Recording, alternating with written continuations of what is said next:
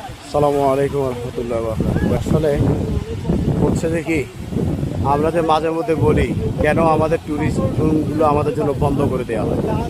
আমরা এই যেখানে আছি এই লাংলকের এই জায়গাটাতে উঠা পর্যন্ত আমার মতে সীমাবদ্ধতা থাকা উচিত। এখান থেকে কি এই যে দেখুন এই পাথরগুলো কতটা যে স্লিপ, মানে বলার বাইরে। কিন্তু তারা সামান্য একটু ফটোশ্যুট করার জন্য, সামান্য একটু ভিডিও করার জন্য এই যে এখানে আসলো, একটু হালকা যদি 5 মিনিট করে স্পট ডেট সাথে একটা জিনিস এই যে দেখেন এই গাছটা যে আপনারা দেখতেছেন, এই গাছটা আগে এখানে ছিল না, এখানে কোনো গাছ ছিল না। এই গাছটা এইখান থেকে একদম পরে সোজা এখানে পড়ে গেছে।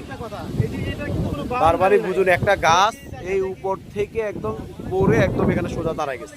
তাহলে এই লোকগুলোর উপরে এই ধরনের একটা গাছ পড়ে কি হবে?